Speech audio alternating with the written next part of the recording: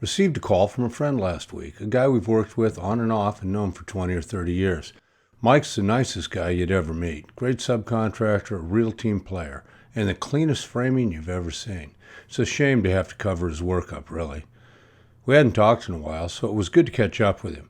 As field guys, talk often turns to memories of wars past and current battles we're encountering in the field.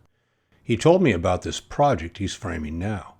This VR file the architect provided is of the living room. The ceiling is elliptical across the length of the room, running overhead left to right in the image, and has intersecting barrel vaults at each of the doors. To add even more interest, those barrel vaults follow an arcing path, a very complex ceiling.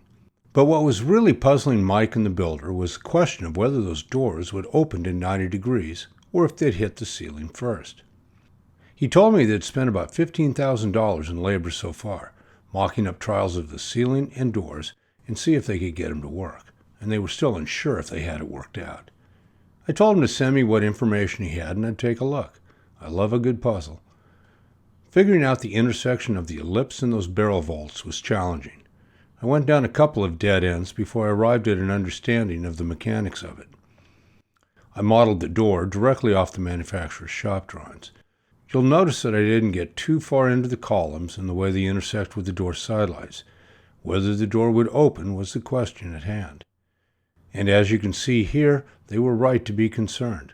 The door is into the ceiling at 90 degrees.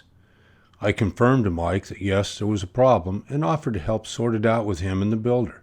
But he declined.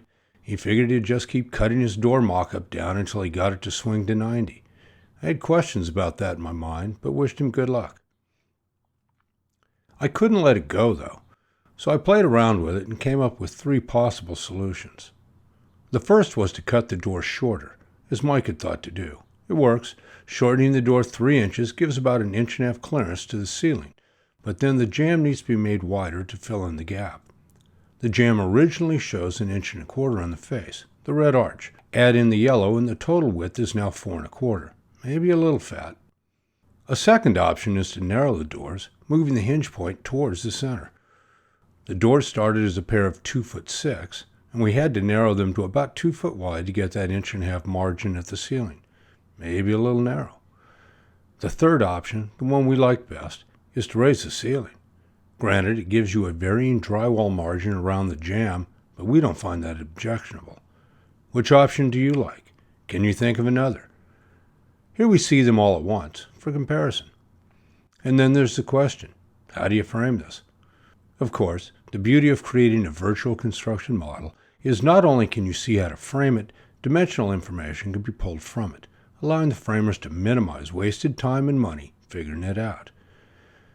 Now, this didn't make sense to my buddy Mike and his builder. To borrow a phrase, you give them books and they just eat the pages. But if this makes sense to you, sorting out issues in a model where it's inexpensive to go down dead ends and try different ideas, we encourage you to contact us.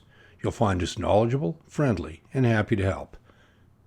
ClearPlan, the bridge between design and construction.